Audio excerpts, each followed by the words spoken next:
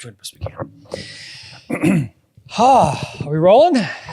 We're rolling. All right. Ready? I'm ready. So tell us a little about stop motion. Just give it, if you, what? That's just Let's do a podcast. He got real excited. tell us a little Great. about it. Can we do a little bit more of a podcast open? Yeah, we'll do it again. Oh, okay. I need to launch into the. All right. Yes, we'll get it. Ready? All right. Slow down. Listen, I just, No, I'm just kidding. I'm sorry. All right. Hey, and welcome to the Bodacast. The Bada Bing podcast. And the what? Bada Bing traveling podcast. Is that what it's called? The Bodacast. It's a lot of things, different names. Okay. All right. Well, that's good. What number is this you're doing? Like 6 or 7? This is 6. 6? Okay. Yeah. Something like Figured that. by now, maybe. But who's this? Oh, this is Lori. Hey, Lori. Hey. Hey, Lori, thanks for coming. Yeah, thanks cheers. for having me. It's time for the Bada Bing Podcast. Like and subscribe. And now, here are your hosts, Pat and Brian. Lori Fimoff is our stop motion animator extraordinaire. She helps us a lot with our animations for our clients. Very creative, too. Yes, very creative. Right? She has some great stuff that she does for her clients. Lori, how did you get started in stop motion? Yeah. I don't exactly remember. I think it was like 12 or 13 years ago. I made my first stop motion video. And it was honestly, I think I was bored one day and I was sitting in front of my computer. And I don't remember why, but I made a hat like crawl up my arm and land on my head. And it was literally me using like my computer webcam and like taking photo by photo. And then I like strung it together using Windows Media Player or whatever the program was. Very professional. And I watched it and I was like, this is awesome. And then, how did you get started professionally? Yes. Once I made that video, I like wanted to learn more about it because I really didn't know what I was doing. And so over the years, kind of upgraded my equipment, took some classes, honed my skills. And I started taking on clients on the side. I was working a lot in like marketing and social media jobs. And so whenever it kind of made sense to have a stop motion for my day job, I would try to bring it in. Eventually I started working with an agency and then I went out on my own several years ago with Quietly Courageous Studios. That's awesome. And when we need stop motion help with our clients, we call you up and say, hey, we have a project. Come talk to us, talk to our clients and put something together. Yeah. Exactly. Now tell us about stop motion for those folks, maybe they don't fully know what it is or think they know what it is. Give us kind of a quick rundown of what stop motion animation is. Yeah, so stop motion, it's a form of animation where you are taking photos of objects or whatever you're using, and every photo you take, in between those photos, you move the objects little by little. So you might take, 50 photos for like a shorter video. You could be taking hundreds or thousands of photos. Obviously, if you're making a movie, it's, tens or hundreds of thousands of photos. And then when you play those photos back really quickly, you might play like 15 photos every second. Then it turns into a video and it looks like those objects are moving. So there's a really cool magic behind it. I think it's also really cool in like today's world, which is very digital. There's a tactile component to stop motion. Right. So I think that helps just to make it stand out a little bit when you're, endlessly scrolling your phone. But you need patience. You need a lot of patience, yes. And then, I don't know, there are a lot of stop motion movies. Maybe people are more familiar with those, but like the oldest that I have seen that maybe is more known to people would be like the Rudolph the Red-Nosed Reindeer. I love that one. From the 60s. I thought it was older than that. I think it's from the 60s. It's from the 60s, but that is one of my... You would remember. Yeah. It's one of my favorite movies. It comes on every year, and it's really exciting. I love a great that. flick. It is a good one. But I think when people think of stop motion, they think of things like that. But it's not just clay or models. It could be all kinds of things. And tell us a little bit about the products or the clients that you have that you work with us with, and also that you have yourself that kind of hire you. a lot of my companies are in the CPG space, food companies. I've done some pet brands. I've done a little bit of fashion. I did a book launch, kind of a variety of things. But product-based businesses obviously lend themselves really well to stop motion because you can literally show off the product. You can make it, obviously do whatever you want with it. But like for a food company, for instance, you can show off healthy ingredients. One of my favorite things to do in terms of stop motion is making, I kind of call them mini scenes. So literally turning the product into a character and anthropomorphizing the product. And so giving it a little personality.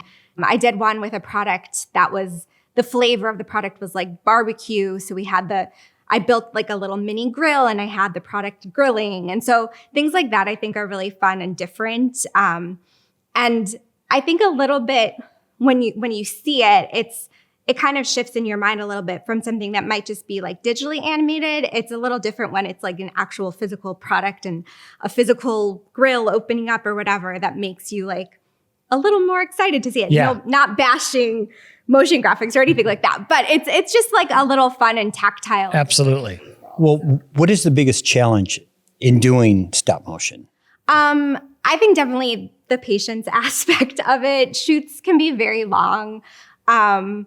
Shooting, a 15-second video might take 6 hours or longer, depending on what it is. I've done like stop motion animated logo videos with all like food pieces that like come together to build the logo. That shoot was 9 hours and it was like a 5-second video. And so I think just having the patience to keep going when you're kind of like in the middle of a shoot and it takes a really long time. I know like some of my other stop motion artists I know who are friends of mine might listen to like audiobooks or music, but I get very distracted by that kind of stuff. Like I need to focus the entire time. And so that is definitely a challenge.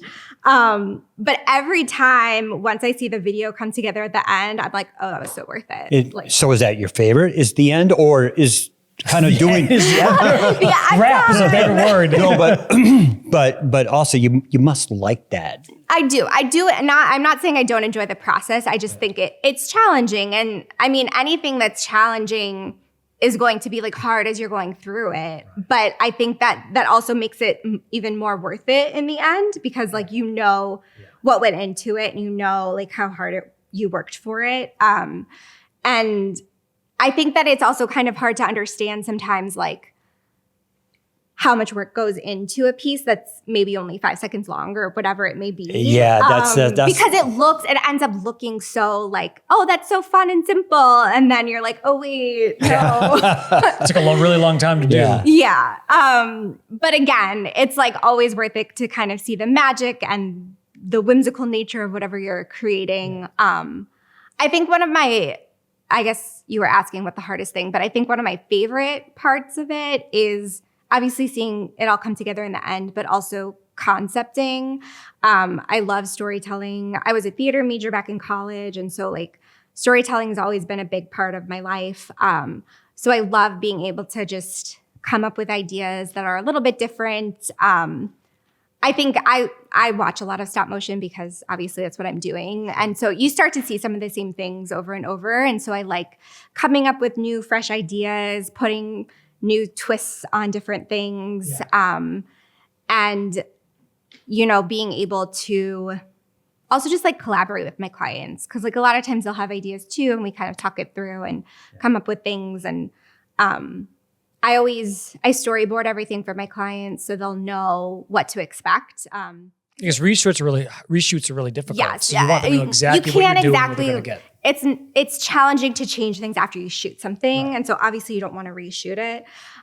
So I try to be really clear. I make storyboards. We talk about the movement, the colors, the timing, everything like that.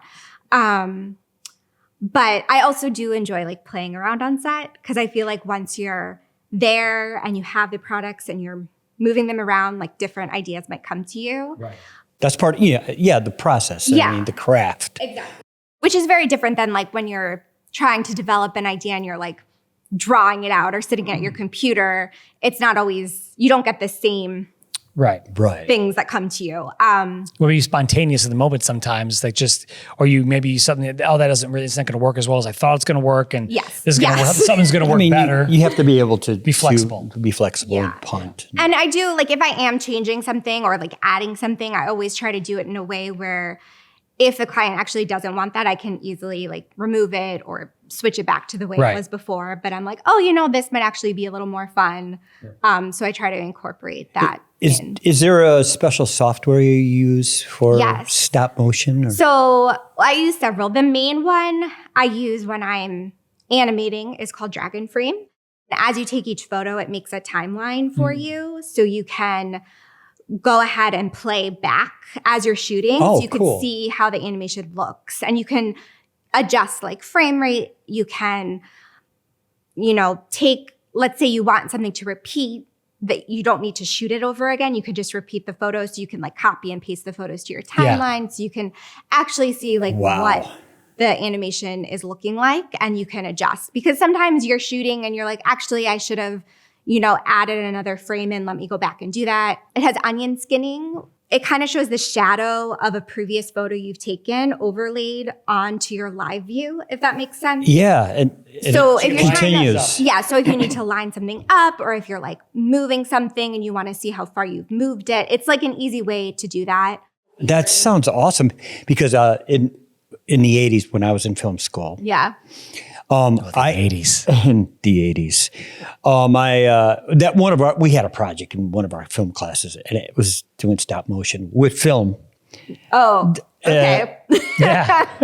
Flying blind there. Oh boy. And then it was all cut and paste. Wow. I think, I get a lot of people saying to me like, stop motion's still a thing. And I'm like, yeah, there's stop motion everywhere.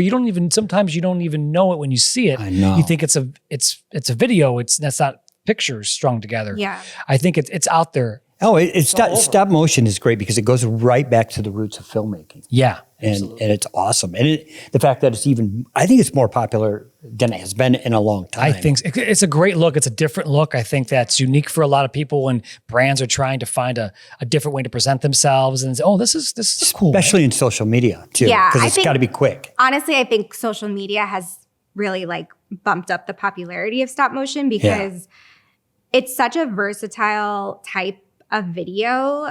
A lot of what I do with clients is thinking about it in a way whereas like, how can we repurpose this 15-second video? Can we cut it into maybe 3 shorter videos, like different segments, and use it in different places? It's just a really easy way to have one video, but use it so many different ways. So how does someone get a hold of you for your services? Yeah, you can reach out to me. Take a look at my website. It's quietlycourageousstudios.com. I know it's really long. Or you can reach out at Lori, Lori, at quietlycourageousstudios.com. Or reach out to us at Bada Bing.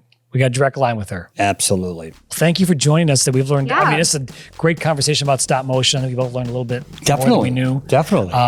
Really appreciate you coming on and talking about your craft and all the things that you do. Thank you. Special shout out to Main Stage Studios for having us for this podcast episode. Thank you. This is their White Psych run right now. Definitely. Thank you so much. Cheers, Lori. Cheers. Join us on the next episode. Cheers.